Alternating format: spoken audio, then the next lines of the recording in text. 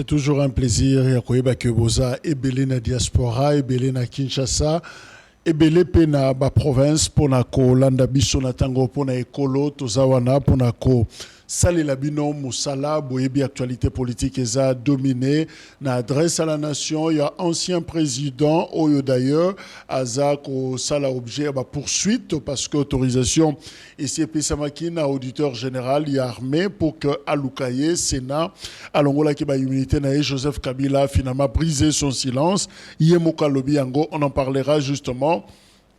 Na numéro ya mokonalelo clin d'œil na Jean-Claude Bayende état fait hélico rapporteur adjoint ya Sénat o yazako fêté anniversaire na ye lelo c'est vrai ye mokalobi yango akutani na ba épreuve façonné justement façon na ye ya komone la makambo mais aussi ba victoire nyo so akutani na yango ezo kembisa ye ko kolisa ye lisusu président national ya parti politique ADH figure emblématique ya province et Équateur. Joyeux anniversaire, justement, Oyo et Outi et Painabiso. Et pendant que nous sommes en train de parler, Tolongwana, Équateur, To Tikalana Kinshasa, visite Ezako Salima Sika Oyo, gouverneur, Yaville, vice-gouverneur, et ministre ya finance Oyo Boyebi a débloqué qui ba moyen pour na ko appuyer justement Kobongisama ya banzela awana ville ya Kinshasa ministre ya finance Azako Tambola Dudu Fomba na bakonzi ya Kinshasa bazako inspecter kotala misala ya ngondenge ezako kende et topesi bango bravo pour na musala o bazali ko sala souci ezali lokola elanga yango ezako banda misala kende vraiment bangu ce qui possibilité de travailler même la nuit, je crois que Zali, ça l'engo pour na kokende na vitesse et que ba quinoa, bazoa, banzela ou esengeli, ba route secondaire surtout pour na permettre à ce que bambouteillage autozana engo na ville à Kinshasa et ça l'a quand même résolu. Donc ministre ya finance, gouverneur ya ville, Bazako Tambola. Pour constater, inspecter travaux Oyo Eza Salema Sika Oyo. En dehors de cela, to anosaki yango lobby, ministre ya justice Constant Mutamba a ko inauguré palais de la justice na Kalemi et Simanango a Zongaki na Kinshasa. Bongo Botalanenge accueille naye et Salemaki justement de l'aéroport il y a Njili Batambola qui ma colonna population au Bazaki wana kino quartier 1 alors finalement ce n'est pas ce qui s'est dit dans certains salons politiques. Suivez.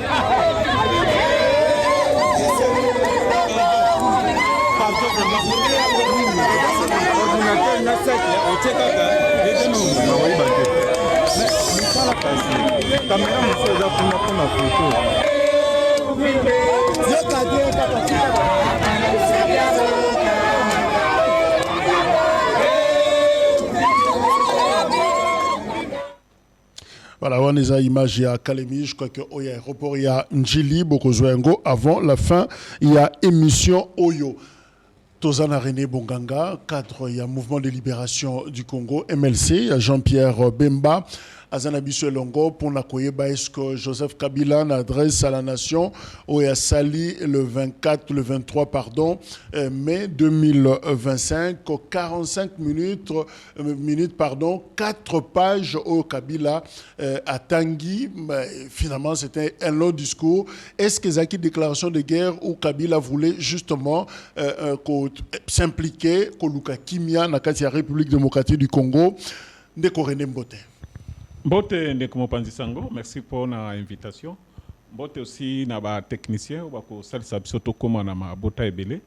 Mbote pe bo weekend na batu nyonso ba kolanda biso eza na Kinshasa tout comme libanda mboka surtout na ba nyonso ba mesani kolanda émission yo na internet. Alors batu nyonso ba monaki décor planté. La commission d'excellence Joseph Kabila adresse à la nation quelques minutes avant Kolobanaye. Alors, avant Kabila Banda Koloba, tant que vous avez information, on a attente na yo to bozeli na yo ezalaki ozolingo yo kanini na monoko ya Kabila o ba utaki kalate ko lever ba immunité na. Non, c'est très simple parce que Nazelaki d'abord a confirmé position na ye. Nao nyonso biso tulubila ki batokala. Et Dieu merci aussi a confirmé position na ye. Position ezali nini, il faut que chef de l'État lobai que nyonso ezole kana est ezali Kabila. Na ba propos na ye a confirmé yango. En dehors de ça aussi président de mon parti. Moi na mboka Jean-Pierre Bemba lobai que moto azali ko entretenir ko sala makambo nyonso po mboka na biso ezala agressé ezali Kabila. Et Dieu merci, nao nyonso Kabila lobi a confirmé yango. A confirmé yango na nini po batu balinga ba interprétation mo mingi.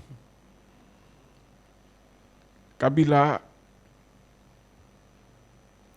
le discours gouvernement congolais ezali ko travailler na ba FDLR. OK. Biso nyonso toyebi que prétexte ya Paul Kagame pour envahir le Congo. Les Alaki toujours kolanda batu wana. Voire même na règne ya Kabila. Prétexte au Rwanda bandai ko bundisa biso ezalika ka présence ba FDLR.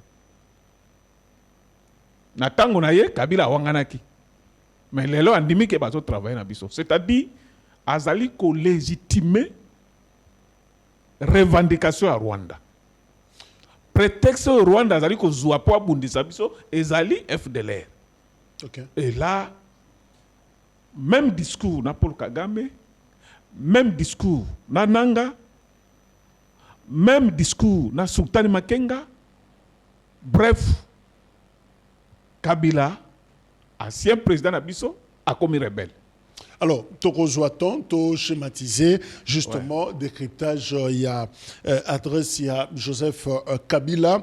Je prends ici rapidement réaction, il y a ministre Doudou Fwamba, il y a un ministre, il y a finance parce que na Maloba. Il y a Joseph Kabila, c'est vrai qu'il a épinglé aussi les aspects économiques et financiers. Il y a Mbo Cannabiso. C'est vrai, à un certain moment, Joseph Kabila a reconnu que augmentation de la recette Ezako Salema Namboka, mais il a attribué à une réforme au Salaki de 2002 à 2019. Il pense que Eza mérite au Singela Kezongela. Mais au moins, le discours, Kabila, il a reconnu quand même que augmentation, tout ça, il y a recette et ça. Alors, on prend ici le ministre des Finances qui dit quelle tragédie, des actifs miniers cédés à vil prix pour des intérêts privés durant 18 ans, des milliards de dollars américains de royalties issues des jeux aventures concédés à des amis étrangers, des centaines de millions de dollars retirés directement de la Banque centrale du Congo pour une destination inconnue, comme le cas de 350 millions de dollars de pas de porte de la SICOMINE, des millions de dollars de fonds publics octroyés en cadeau pour la création d'entreprises privées familiales, des morts, assassinats, crimes contre l'humanité, comme le massacre des adeptes Bundudia Congo, Mukungubila, Kamwena Sampou, des pauvres citoyens lâchement abattus lors des manifestations pro-démocratie, bref, tous ses amis assassinés, tous ses visages innocents.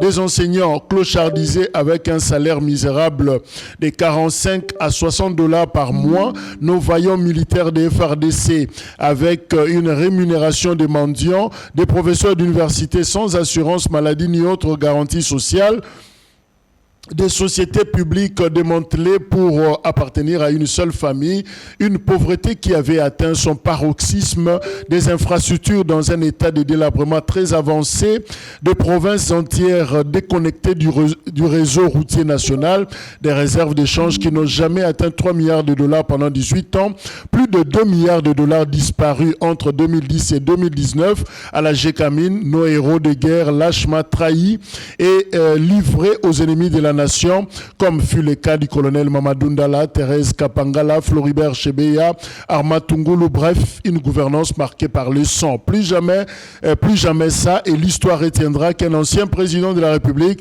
après avoir dirigé ce pays, a pris la voie des armes pour participer au viol et massacre de ses concitoyens en complicité avec le Rwanda. Voilà, Oyezali. Lecture ya mutu ajiraka mbongo na République démocratique du Congo Doudou Fwamba yepake na ba chiffre pona kokutana na Kabila na nzela na ye. Alors ndeko René, Kabila lobby a brisé devoir de réserve oye azalaki na ngo malgré ba provocation. Oui, c'est vrai. Batumsu ba lobby parmi ba provocateurs ya Kabila Isabino. Ils ont MLC, ils ont Jean-Pierre Bemba, alobi bo tumbola et tomoula, peut-être que loboyo et heliko na bino. Finalement, est-ce que bozo ye bate que binonde bo bimisi Kabila na silence taille? Merci beaucoup. Koloba Kezali sorti na ye aliboso c'est faux. Il est vrai. Batebele baloba Canada na pe émission no mingi bakanisa ke so motafandi kimia za motamaye. Nzokande za tango mususu azanga ka réellement le kamba koloba. Oh nyonso eza kobimana monoko na ye aza komizindisa ye moko mbana ya liboso eza koloba yango te olandaka sortie médiatique na ya liboso oyo asalaka na Félicite ya mibale mpe bolandaki yango ya misato oyo ezali toujours raté mais ezali raté te parce que aconfirme position na ye ndenge nalobaki na ebandeli ke azali na bato wana mpe akozala na bango. Je sais que ministre ya finance alobi mwa mingi wana mais nako kende rapidement na ba fait.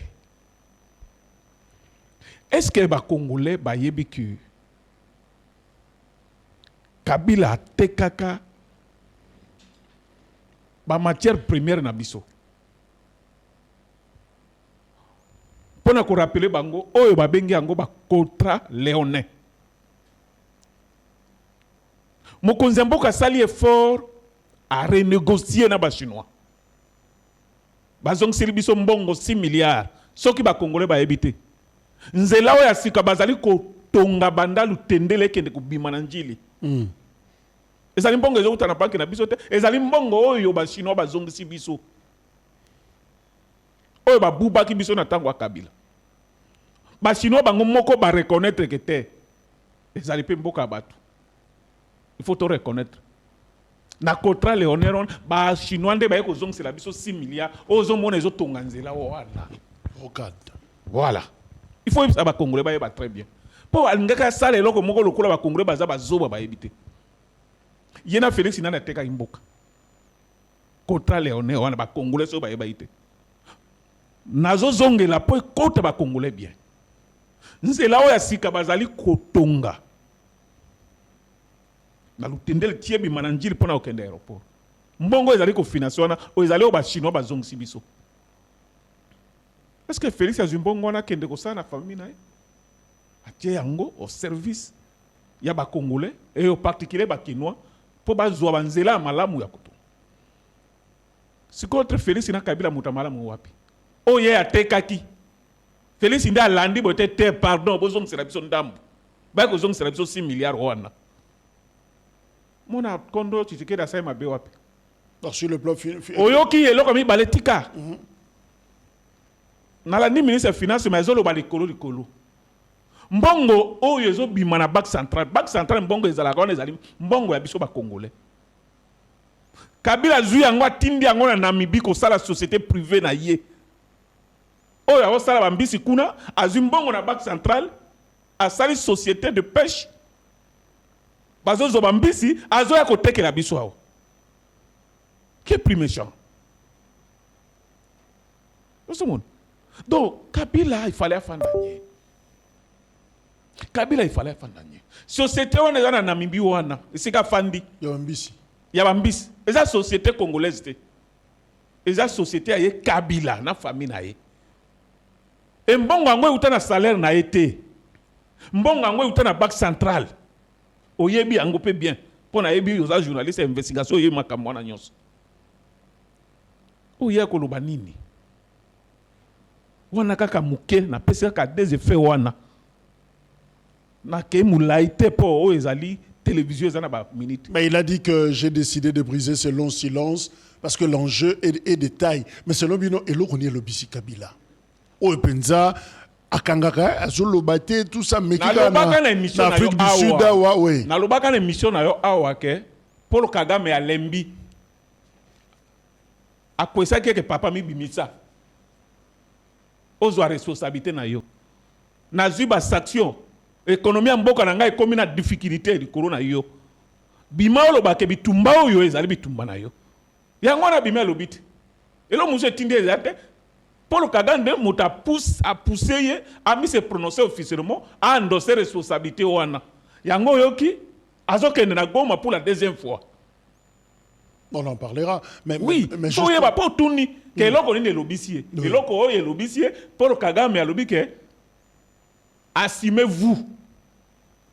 Bitumba oyo bato azo kufa ezali Rwanda te.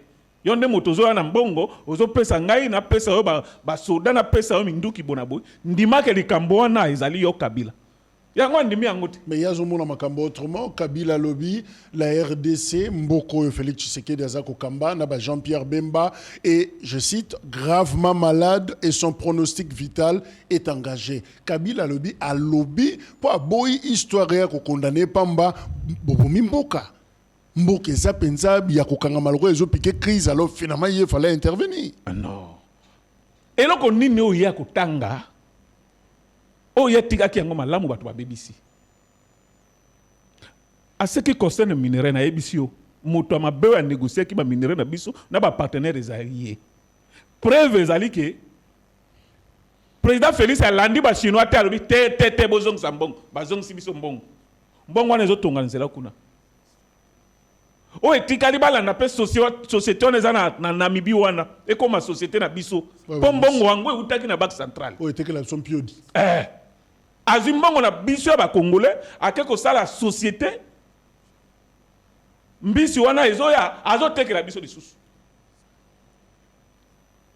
ndenge na tunaki ne bandeli entre yena Félix nana za muta malamu ye ateki ba minere abrade o balobaki yango contrat léoné Félix alandi azimbongo wana zongisi na kesi ya leta ezali ko sala musala pona bolamo ba congolais pourquoi ko lobani ni papa non nalandaki ça c'est Nalandi. Ngana za soda. Yé pas za soda. Mais presque ba formation de base na ngana yé et kisani. Pour yé ayak mbalamo kana ba butu pat ou qui na veneva comme général bona. Message na clair. Ezali ke alinga zongela bitumba. Alinga zongela esprit ya 1997. Mais yé bake mboka évolué. Mobutu azali sous-souté. Tozali na gouvernement ezali légalement établi. Mutu moko akoko lobate bon agonia quoi. Parce que nyon sezo le kana est ezali. Outi ko landa dernièrement. Rapport ba espérer à Nations Unies. Na Goma seulement na 3 mois basali 9000 morts. Batona bazana mutu anani. Bazali na mutu na ye. Mais to kena na ebandeli. Comment la question militaire. Ouais. Mais Joseph Kabila Bandi, toujours il y a un discours na Bandeli, à l'obé accord. Sur le plan politique d'abord. À l'obé, tout a commencé, un accord Oyo signé, il reconnaît l'existence, il y a un accord au signé Batumi Balekaka, Tshisekedi Kabila. Mais pour naïe, mon quoi signé accord wana, on dira que le rôle wangana ba contre-vérité et nous allons écouter Joseph Kabila, Oyo Azako Lobela, en tout cas dans les rares apparitions à Kabila, a évoqué, c'est vrai que certaines personnalités à PPRD, FCC, mais cette fois-là, Joseph Kabila Yemoko a lobby existence pe au moment opportun à Kobimisa accord wana ba preuve irréfutable na yango te ka Joseph Kabila sur l'accord Tshisekedi Kabila. J'avais de l'avènement au pouvoir du chef de l'État actuel conclu avec lui un accord donnant naissance à la coalition entre nos forces politiques respectives. À propos de cet accord, beaucoup de contre-vérités ont été dites, y compris, fort malheureusement, par celui qui est censé connaître la vérité, parce qu'en étant l'un de deux principaux signataires.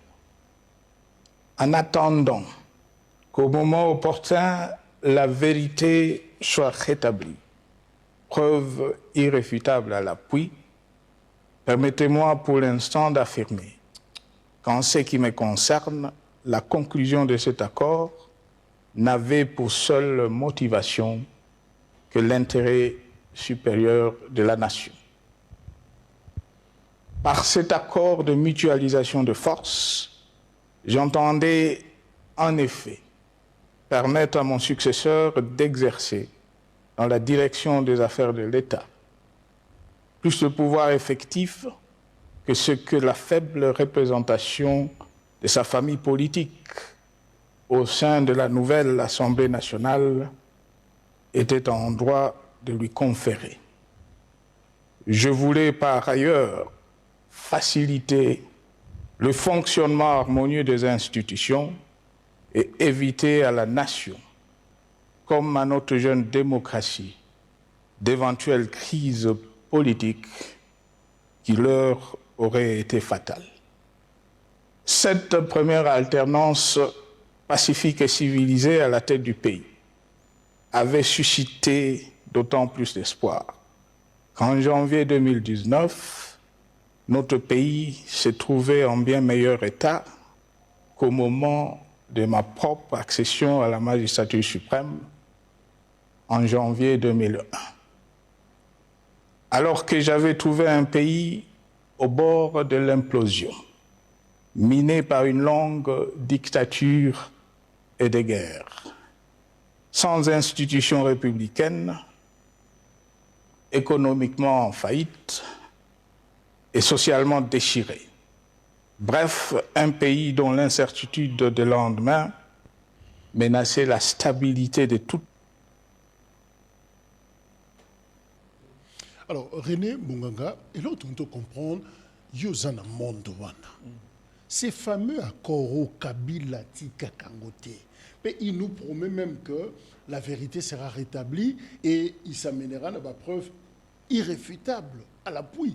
Mais c'est quoi cet accord finalement? En tout cas, merci. Je pense que on a eu une élection. 2018. 2018, tout comme 2023. Donc, il y a une élection, il y a eu un gagnant. Ce qui m'a gagné, a gagné. C'est ni est publié, coup constitutionnel est confirmé. Alors, l'accord est qu'on a pu ça. Donc, ce qui n'a pas de musique, Kabila pe papa na ya signé l'accord de l'Omera. Et en papa ne kuna tu évite tout le baka. Papa na signé pas dans rébellion. Oh et facilita Rwanda va beaucoup na biso. Mais Félix est arrivé à pouvoir dignement. Yemoko alobi ke zalaka alternance pacifique. Et alternance pacifique, vous avez besoin d'un accord. Pourquoi? Parce que la présidence, la présidentielle a joué, mais la législative a suité, il y a une majorité. Alors okay. Il fallait équilibrer le choses. Les alliances politiques se font et se défont. Ça, c'était précis. La mutualisation des forces. Voilà. Mais façon balobelaka korango tu ozomona mutu na obimisa ba preuve na obimisa c'est comme si oyo bolo bana biso ezap na yango te ndebo makamso e bata misuna sima kasi abimisa te c'est là bimisa to ça le débat mais yo lobi awa ke coalition ou coalition na politique o ya mbala liboso sale mape be ba eza yango na te ça arrive vous comprenez biso pe MRC to travailler na it sur base ya bakoro ya Sun City. Okay. Et tant que tu commis na ba élection 2006, to kabona kit. Bon ezali kam. To za la accrocher toujours na bakoro ya Sun City. Ezala kate. Ngai bonganga na yebi que to kendeki na ba élection na 2018. Il y a eu gagnant. Parce que ezala ki publié na CENI confirmé par Cour constitutionnelle. Processus les gognon ezala ki respecté. Donc il n'y a pas eu de débat. Mais il y a une coalition, il y a FCC cash. Et ça, ça n'a pas marché. Et Bakabonaki, quand on a na politique, 2020. Les coalitions, les alliances politiques, c'est faux et c'est défaut. Ça, ce n'est pas un problème. Et c'est à cause de ça, ils ont légitimé, mort, ils ont fait na Est. Donc, il y a une émission qui a Goma seulement, dans 3 mois. Ils ont été gouvernement possible. Bilawana.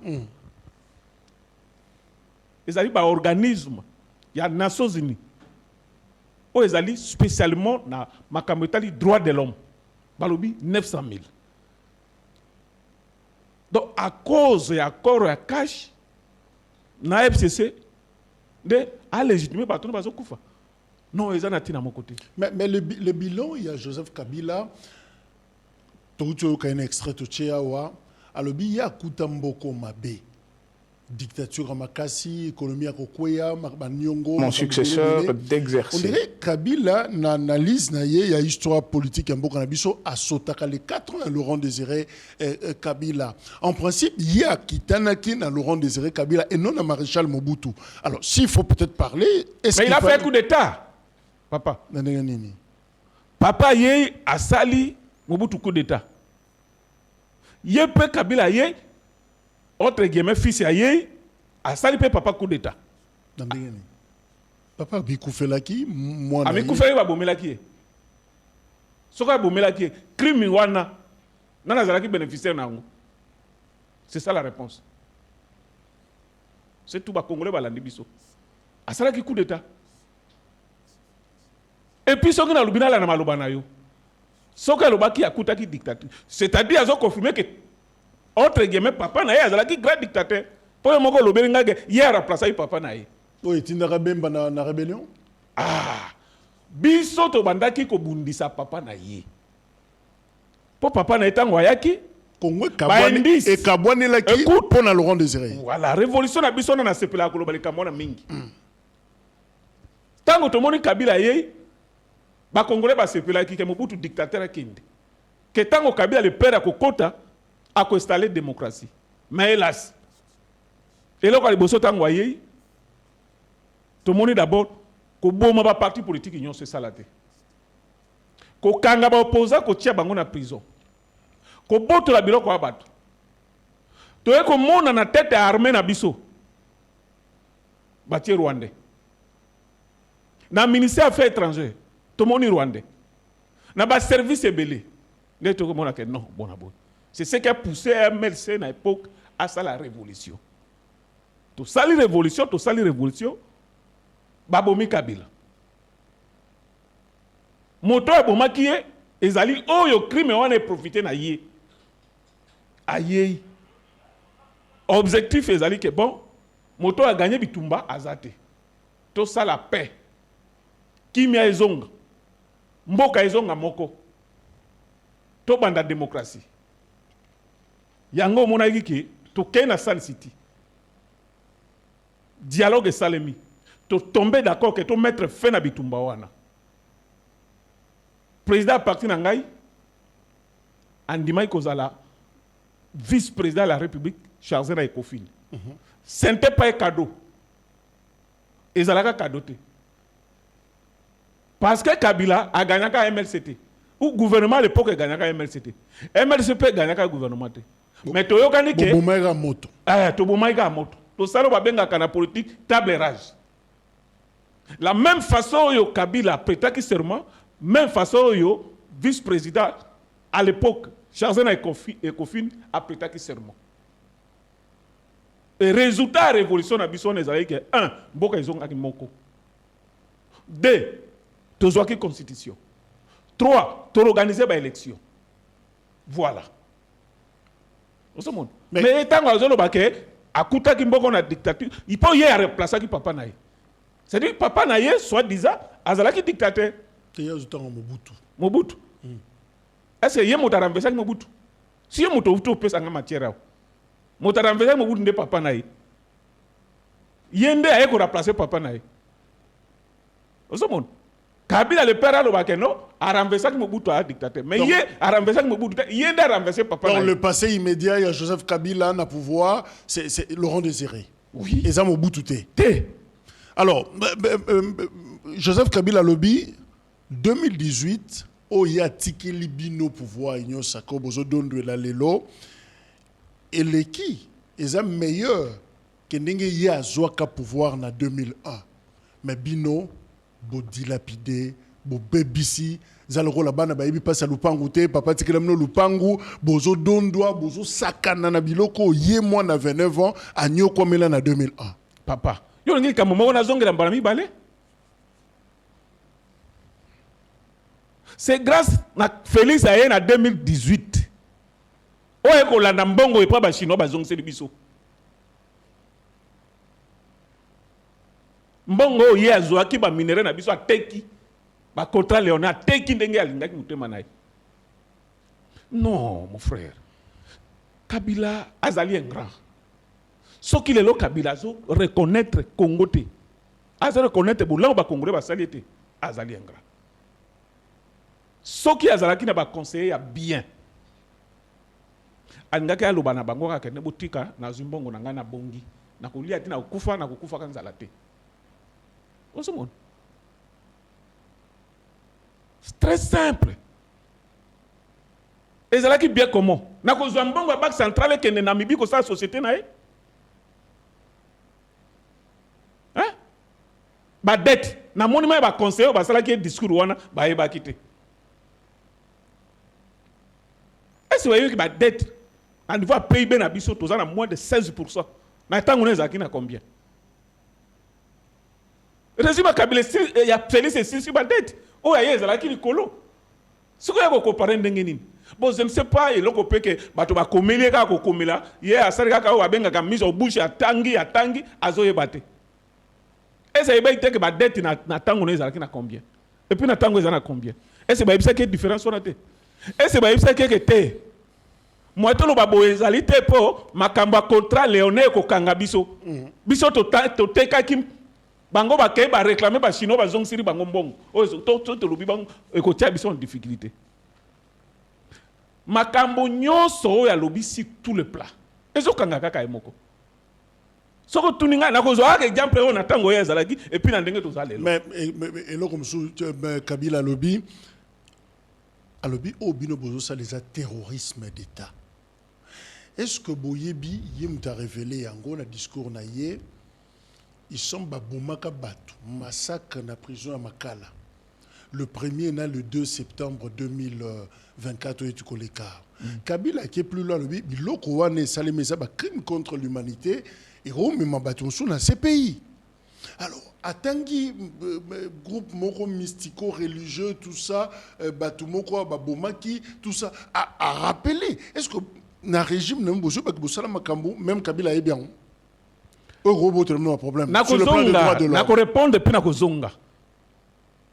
C'est dit bateau basala qui discours wana batala qui simate. Il est vrai, il y a eu incident malheureux dans la prison centrale. Les Alpes Mbalibosse, c'est le mari répond à Bissouate. Tango ba invasion, c'est là qu'on a prison.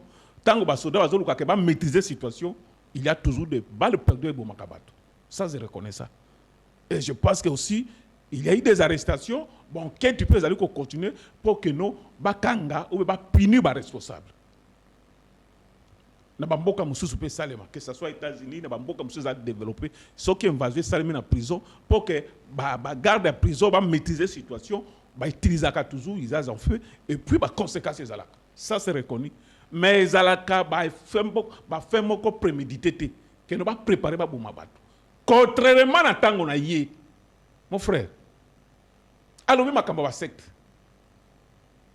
Ba secte ya budu ya Congo. Na Congo central là. BDK. Bakufa combien? Dossier wana eza même na CPI. Badep yaka muna sapo na Kasai. Abosani yango? Mais ministre des Finances atangi yango mukungubile les autres. To ya même bato Tchebeya. Tchebeya bazana. Rosimu Kendi, Kapangala, bato bakomela ke baye makambo wana te.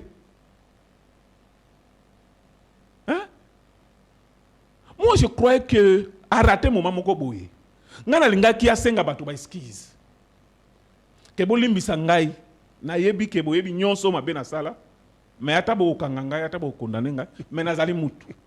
Asenga ba Martin Fayulu ba excuse nenga vimbisaka bango ba bilongi. Hein? Mais il est comment? Donc oh nyonso asali na tango na yona bosani. Budu dia Congo awa BDK.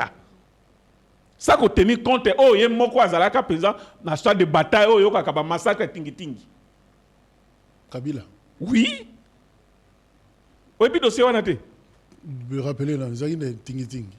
Oyoka massacre tingi te na bitumba tango bazoya o ya massacre ba rappeler bande oui tango baya ye moto azali ko commander opération ya massacre tingi ti akende meme ba uto ba boma na mbandaka kulu tunanga azo fêter anniversaire na elelo ex misela be ba ende ebi yango na mbandaka massacre salima wana Kabila zana kati ayebi yango très bien. Mais abosani ya biloko wana nyonso. Ata bosani wana. Photo ya Martin Fayulu le kaka wa ba déforma ye longi bonabu. Ako senga ta excuse na Martin Fayulu. Les lots Kabila bi m'a donné des leçons.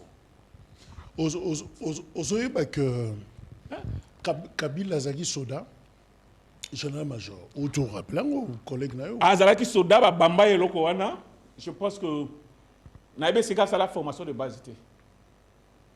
Naïbe 4 est-ce qu'il y a comme caporal té, sergent major té, capitaine té, major té, colonel té, lieutenant colonel té.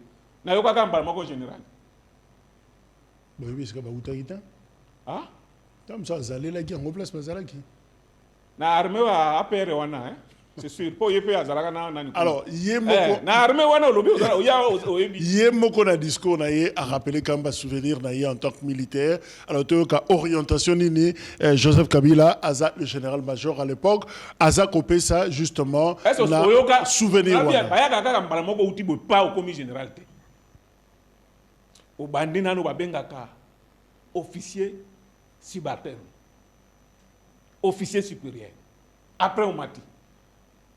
Pete na ya liboso, pete o Kabila zoa liboso na vina ye. Général major. Ezala kawapi. Batinda ira na China ko fanda soki 2 mois kuna ye. Babiloko wana tolinga to landela ngota nguza ina défense. Mais kota mobulu. To lo banano. Kabila, il est vrai. Aokende goma alata teni. Azongla bitumba. Là to yebi yango. Vrai message na wa yebisi bateza yango na keno nazali soda na bundaka na yaki na butu lokola esalami boye. To yokai. Ole tolo bana place na ye, Régia proposé biso cet extrait, il y a Joseph Kabila, l'ancien général-major. Militaire, j'ai juré de défendre la patrie jusqu'au sacrifice suprême. Hier au pouvoir, aujourd'hui en dehors du pouvoir, je demeure plus que jamais fidèle à ce serment. En ce moment où le pays est de nouveau divisé. Appelé par le destin, j'ai le devoir d'œuvrer à la recherche de la paix et de contribuer à la reconstruction de notre pays qui se meurt. Ok. Sens nini yo pesi na maloba na ye ke nazalaka militaire na lapandai na kokufa po na ekolo. C'est quoi la pensée derrière? Non, c'est très simple. Sur le plan militaire, ils ont préparé psychologiquement parce qu'ils ont la bitumba. Parce qu'ils ont un sens. Aux Araki soldats, entre guillemets, au comme président de la République, au salut mandat na yo ici. Tant qu'on est président de la République, au comme civilité. Bon, nous avons la psycho qui soldat pour au salani. Si ce n'est pas pour faire la guerre. Alors il veut faire la guerre contre qui? Pourquoi à ce moment ici? Parce qu'il y a un gouvernement. Où ils allaient sur place. Ils allaient au Bundana agressé. Pourquoi l'obité que Félix n'a pas kuna n'a pas la musala soda bongo de la Rwanda. Et vous avez suivi notre discours depuis jusqu'à la fin. Il n'a pas osé citer le nom de Rwanda. Non, on n'a pas papier zate. Vous comprenez? Combat Rwanda zate. Combat Rwanda zate. Natangi mobimba te. Attendez combat Rwanda. Pourquoi? Et là, la communauté internationale va reconnaître que nous sommes agressés par le Rwanda.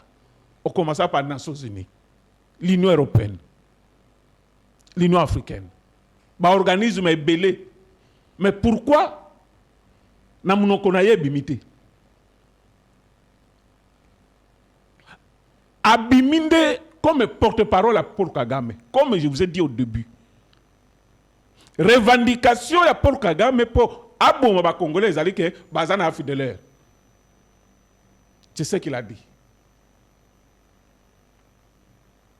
Aucun mot pour compatir na 9000 morts, je pense que 3 mois na Katia Goma. Donc, rappel, il y a souvenir militaire au Rwanda, Kabila veut dire que je veux la guerre.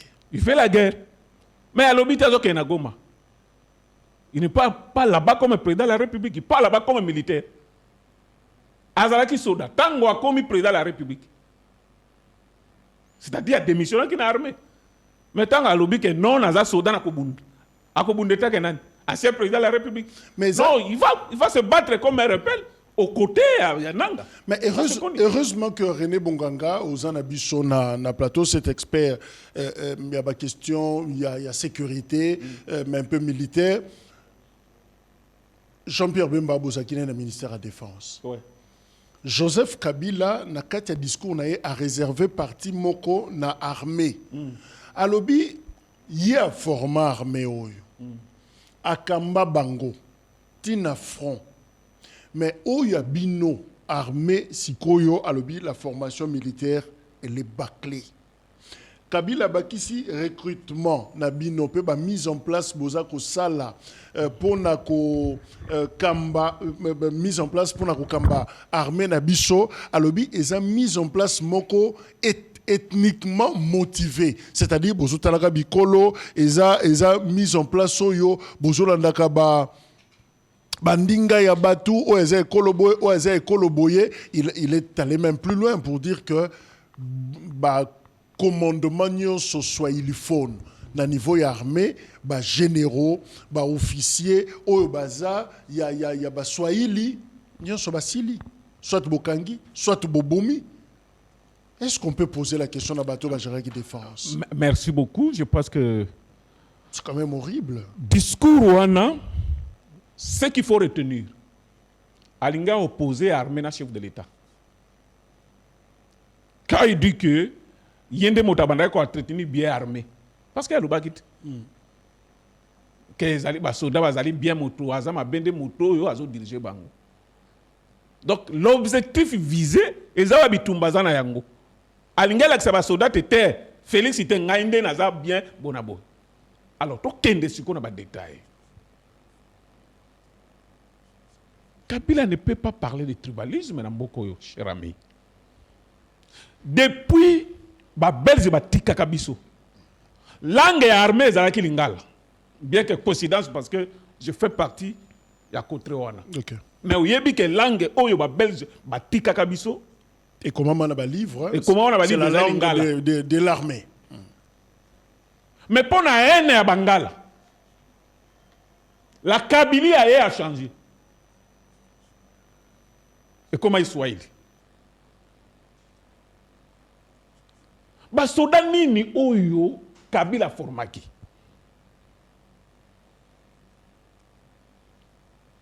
Kabila komi awa ba imposa ki bato nyonso balo baswahili. Expression bato ba koma olobango pasi pala minasema. So ba kange olobika minasema bato babangi. Ba policier o bazalaki ba garde civil akala so ba kangio na tango na olobika ka minasema onasema je wa ba tiki okay. C'est Kabila moto. À l'accès du tribalisme. Oyebi bien. Code 032. Oba kolaki. Contre moko boya pays. Est-ce que Félix il vous a imposé Chiluba ilo wamana armée? Est-ce que Félix a imposé bino que Chiluba ilo wamaka partout? Denge soy ba imposer biso soy. Basoda nini oye Kabila a formaki bango. On commence par lui-même. Nazo tia yo en défi. Autant que l'angai date nini oyo Kabila komaka sous-lieutenant, lieutenant, capitaine, tia comme général. Exact. John Numbi. À 29 ans, c'est général-major. Peut-être na ye ke boye ba Kabila.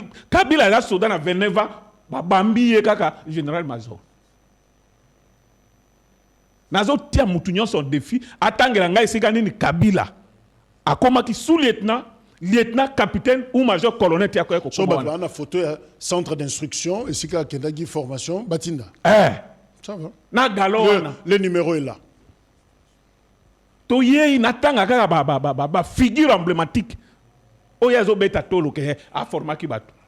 John Numba zalaki général na été. École de base militaire au John Numba Salé Zala wapi. 4 étoiles. John Numba komaka lieutenant wapi. Akoma capitaine wapi. Akoma major wapi. Akoma colonel wapi. Tia koma général, lieutenant général. Mais au contraire, na loba kapena lobela ka yo awa. Ba sodo ba sala exploit na tango na ye ezali ba soda na été. Ezali ba sodo ba zala ki formé na Mobutu. Et puis na MLC. Mamadou Azagina. Soda MLC. Azaki formé na MLC. Ndala. Oui, Mamadou Ndala. Paix à son âme. Ba exploit nyonso Mamadou Aza. MLC mote forma kaye. Ozu général Baouma. O bakenda ko empoisonné na Uganda. Autaka na MLC. Mbuza mabe. Kabila mote forma kaye. Non, mon frère, makamusu totika koloba. Mais Kabila. Hier, le bao, baswalisé. Kabila. Chef d'état-major général Tozana Esiko, Azé Koloni. Mais Kabila. Chef d'état-major général Tozana Esiko, Azani Katangé. Bon. Numéro 1 à Aner Tozana Esiko, Azé Koloni. Ah, Motabandundu. Est-ce que n'importe qui n'est bongo? N'importe qui n'est chef d'état-major général John Numbi Katangé. Numéro 1 à Aner Caleb Katangé. Les sons ni yo Kabila ko ya pesa batulelo. Afandanye. Est-ce que zo yo ka bureau à l'état bazolo ba Chiluba? Na ba administration awa zo ka bazolo ba Chiluba. Ndenge ezalaki na tango na Swahili po kende o déposer dossier il faut le ba Swahili. Azo mona bato banani. Donc, il y a général de mon côté, soda de mon côté, ou Kabila format. Pour formateur, on a envoyé moi sur le banc, format bateau. Banani, bateau banani. À part on a lobby, parce que si ça bango ko boma. Et puis malheureusement, majorité zali bateau tribune nanga ya province nanga. Na bi que une partie bazaki formé na Mobutu, une partie bazaki formé na MLC. O nyonso na uti ko tanga wana. Basila. Vous comprenez? Ba o ya yé, o ya formal ba kombo boye, pe ba yé la biso ba CV na bango. Vous comprenez? Moi, je René Binope beaucoup aux armes B. soki boyebaki makambo nyonso que toza na ba faux généraux au bazo mérité te to bengi mon général parce que parcours eza discutable. Mais boleka ki na ministère de la défense c'est vrai tango nyonso olelaka moye bazong sokuneza te parce que c'est trop sensible mais bon fait tout le bango mais je pense réserve nyonso mais boyebaki yango so botika je pense que ba réforme bandaki na yango déjà oyoka ki déjà tango bandaki ko lobake non parce que d'abord na ba PIC tout ça ba document na bango toyeba formation bazwaki wapi bonabo oyo salaki ba eza le rejobenga moto licencié mazaka na diplôme d'état te tango za to bandi wana yoka ya musu bandaki ko katsa braza ba to ke doctorat ba kozongisa yo bon destin dobino bosenga na ba dossier te olobi na armée à époque na bosenga ba dossier te mais to senga yo yoka yite que non ba réforme bandi et tout ça to comment na niveau wana et comme non bonabo musu bandi ko kima braza et tout ça te komemanga ko to na te pona yebi mwa mingi na tiki kasi.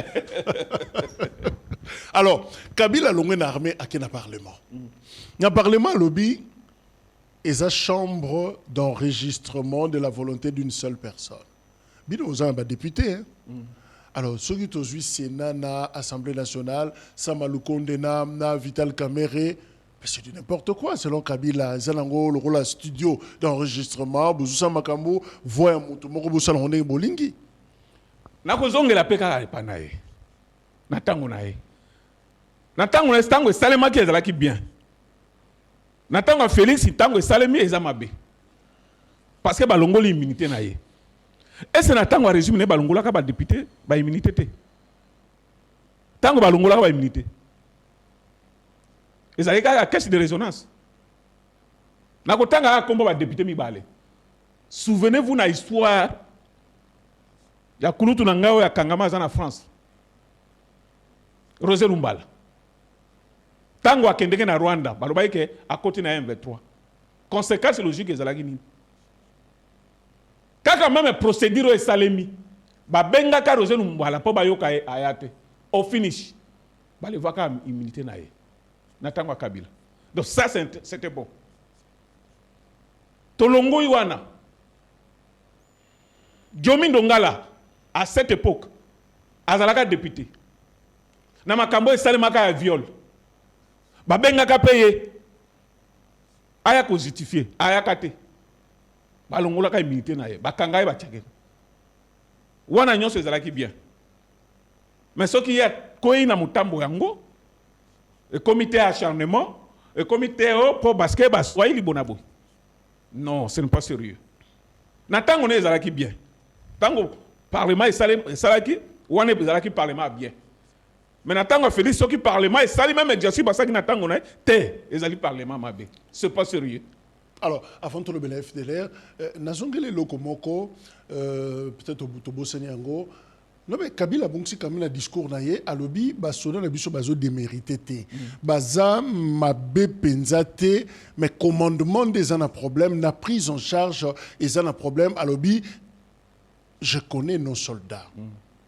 Alors, finalement, Kabila a reconnaît que formation est mabé, mais baza ayebi bango baza bien, baza ko démérité, mais commandement n'est a faillir n'a prise en charge. Il voulait dire quoi? Oui, à l'obit. Je ne sais pas.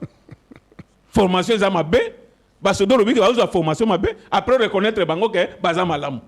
Tu vois, ça pose un problème.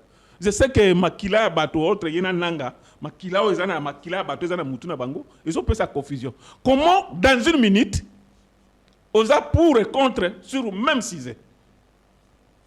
Au départ à lobby que formation ba soda ba formation mabe kaka yemoko ote ba soda ba bien mais ils abonabo. Je comprends que ça Makila bato na mutu. Mais na discours wana ba congolais ba député. Kaka ndenge na lobaka na départ sur la stratégie naïe, ils allaient pour opposer l'armée à chef de l'État. Pour que l'armée ça la mokonzi coup d'État. C'est ça le vrai problème. Maintenant il y a détruire l'armée nabiso, ce qui est loba. Et là que détruire l'armée nabiso les alinines. C'est la frustration. Et qui est à la base de tout ça? Ce n'est pas lui. Ba officiers généraux rwandais ont eu à télévision na armée. Que les lots et formations je chapeté na Rwanda. Et ça y était. Bosco Tangana nana no makiye. Major na armée na biso. Vous comprenez? Kabila koko sa ba congolais te. Armée na biso soka ezali na difficulté. Ezala musala oyo ya sali na compte ya mboka na yekuna. René Bonga. Te tika to kende. Continue. Ba soda na biso bazali ko bunda. Mais toyoka ki butu moyi ba soda bazolela ke bazali trahi. Bazali trahi na banani. Na ba Rwanda ba tia na kati ya armée. Nana tia ba Rwanda wana. Est-ce que ça Kabila te? Ezala mutu mususu. Koso mutu. Ba soda nyonso bazala ki na détermination ya ko mettre fin à guerre. Kabila complicité avec Paul Kagame aboma bango. Bakende liboso motorole zolo ba makamsusu. Ah. Oyebi circonstance eliwa ya Mamadou Ndala te. Kabila azalaka formé nango te. Soda nyonso oyo akendeke alingeti ya Rwanda mubulu asuka kaka na liwa. Oyebi kama Mamadou Ndala. Oyebi kama Mbuza Mabe. Oyebi kama General Bauma. Kabila lelo ko yebisa biso nini? Est-ce que Kabila yeba circonstance ba liwa ya batona nyonso te? Pourquoi na bambiscade ezalaki kaka ba généraux 100% congolais? Est-ce que yoka que général moko d'origine Tutsi a tombé en embuscade? Akufa baboma ye bazalaka toujours vivant. Ce qui a reversé à Katisingam. Musala wana nyonso nani mutasala yango. Eza Kabila te. Lela koloba nini? Chemin na ye échoué. Bandeko oyo babandaki kozela ke non azali mutu basala parti politique na ye na lobelaka bango wana émission na yo koleleki nazozongisa yango lelo. Il est temps. Vous baboma PPRD, baboma FCC, ba créer parti politique mosusu. Pour ancien président comme rebelle. Ye wana azokende kofanda na Goma. Azokende kofanda kuna komiki. Mais René Bonganga oyebi que ba Congolais nyonso bazo soutenir Mapinga. Batunio Sobazola Tabatenu, Lelo, comme pour dire nos vaillants FRDC, photo soutenir Bango, na front, pasteur, bazo sambela même pour na Bango. Mais les Congolais ne savaient pas que Mapingo, bazo soutenir, nzoka bazana ba supplétif combo FDLR, baba qui ça ba groupes armés na kati pour basunga bomba sala musala. Kabila a révélé biso yango. Mais Kabila a dit porte-parole à Paul Kagame. À part revendication on a l'oubli Kamonini. Ce qu'on a dit, Kabila très bien. A plaidé que Sadek va l'ongler la force na Bango. Bon, a félicité Bango d'ailleurs, n'engé ba l'ongler Sami RDC ba Kendaki. Mais à l'obité que Rwanda l'ongwa. Au contraire, a satisfait Rwanda. Ko confirmer Rwanda que no makambo, ko confirmer communauté internationale que makambo Paul Kagame zolo ba FDL bazali kuna bazali solo. Bazali discours oyo nanga zolo wa mikolonios. Zali prétexte au Rwanda, zali comme se servir pour envoyer mboka na biso. FDLR Rwanda tango ne bazala kiti.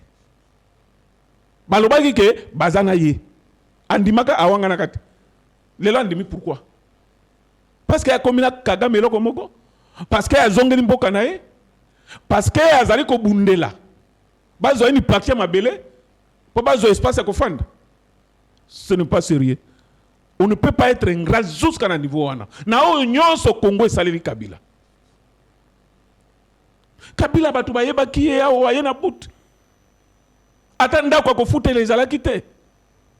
Lelo akomi bandako partout. Lelo azali compté parmi ba milliardaires. Mais peu importe. Ne fils que bomengo yo mboka epesio.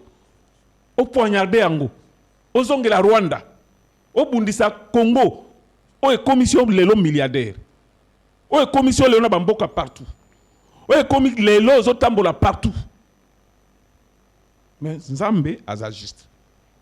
Cause congolaise ezali cause moko juste. Ezali mabele na biso. Aye bata ndenga zongeli batu na ekuna. Bako zwakata 1 mètre ya mboka na biso te. Mais Kabila alaki siko clairement azokende Goma. Alors c'est là où je vais me rendre dans les prochains jours, comme annoncé par ailleurs. On dirait Fentarabino, service de renseignement, tout ça. Kabila m'équipe nous moi mouvement alpon bozu ba décision. Azala kuna papa tika. Ya le bien mekaki kaka. Comment annoncer par nayaka na lobelaka yo banani ba annoncaka arriver na Goma. Si ce n'était pas le service de communication. Yo za chargé de communication na ngai. Au Twitter les cam. Na ebi que les cam les ama boni. Sina ko ebiso que non Jacques rectifier rapidement. Steve Wembi.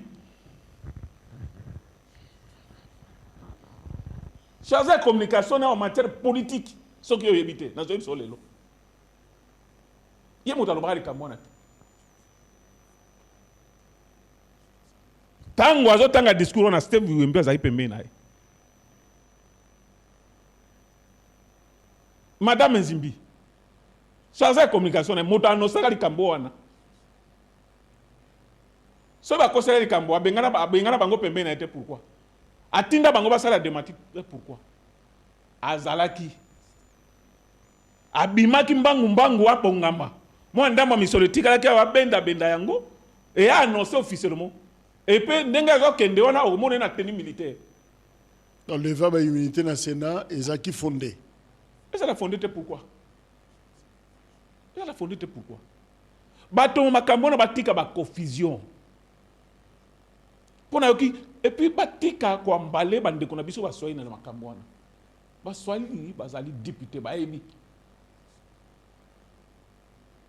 Bato ya internet bazo konsa kombo bande ko na biso ba soyi silokuta. Je vous informe que l'espace swallophone na Sénat bazana 28 sénateurs. Comptez sur quoi voix ils contre les combien? Pour si soit le règlement bazana yé ou pas. Donc 5 contre. 88 oui pour, 5 contre, je crois 3 bulletins nuls et puis 0 abstention. Alors on a yébissio que moyen Kabila. N'est-ce pas sur le fond bazana 27 sénateurs. Admettons que bazana qui par exemple 20. Tout le monde tu peux ça bénéfice du doute que 5 vont voter qui contre bazaba Katangé sur 20. 5 vont voter contre. 15 pour. Ça prouve que sur le fond de bazar simane. Ça c'est un message faux. Tu vas pas retenir analyse au mukena lobiwana.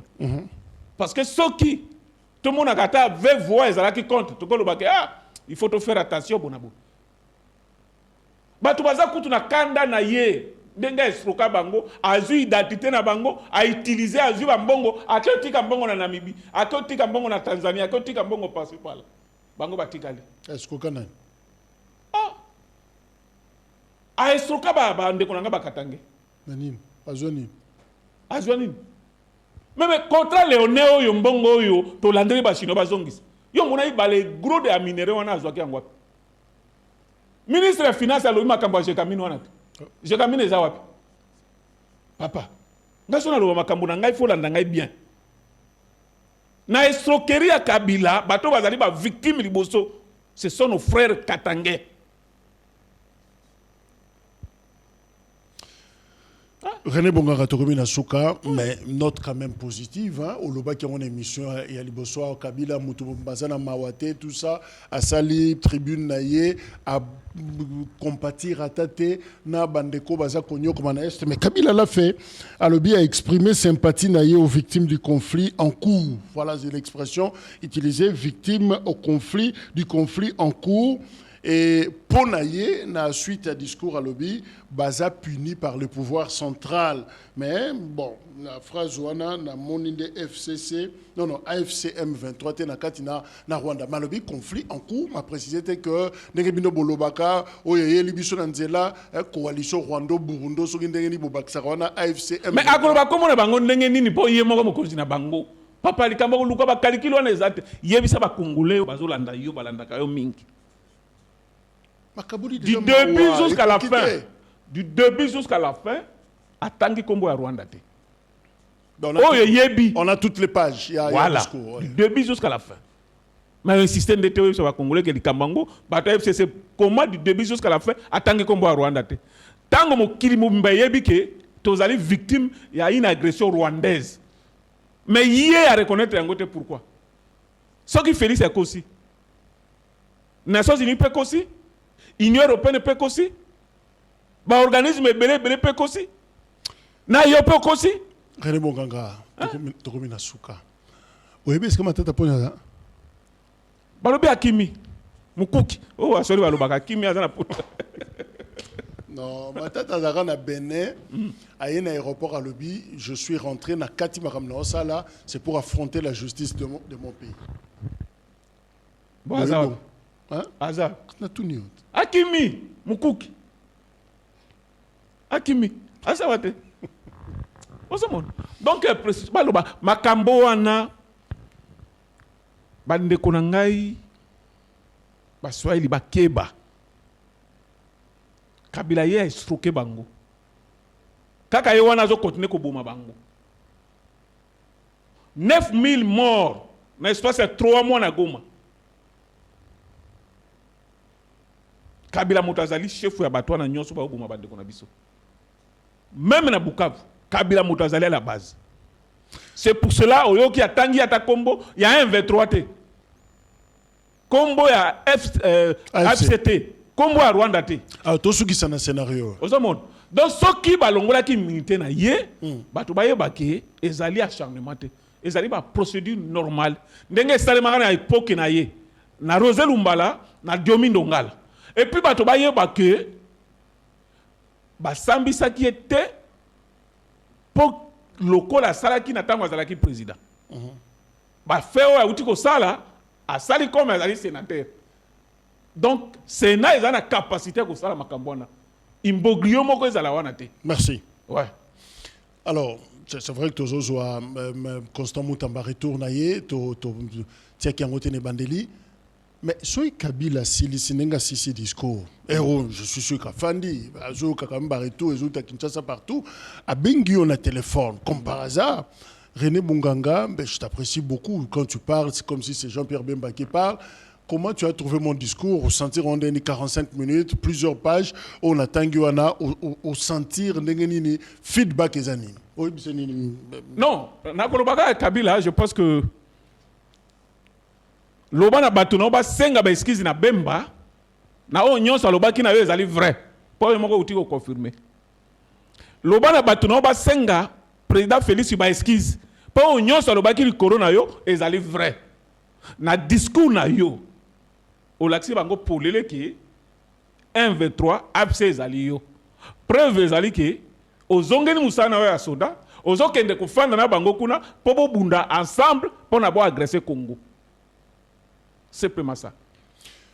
Ce que ça na bateau yo ba Matisi Mulunge na likambo yo ya kolandela l'ancien président Joseph Kabila, c'est Constant Mutamba ministre ya justice oyo lokola Jean-Pierre Bemba bazwa ki courage ya ko ose quand même ton bango sur ces dossiers là. Alors batumsu ba moni lokola ba masasi pe komi ko yela ye moi mingi notamment makambo yo baza ko senga autorisation pour na ko yokaye na justice. Alors Constant Mutamba lobi a outé kalemi a zongi po akuta na justement na batuana o bazolinga basali ba ternir image na ye. Alors par rapport à l'Obama, na une certaine classe, na na opinion sur terrain, des fois, différence et zakozala. Suivant en image, Petro Sukawana, na émission Mokona Lelo, retour, il y a Constant Mutamba, ministre, il y a justice, malheureusement, Tanabiso et l'équipe. Merci Tolanda et au revoir.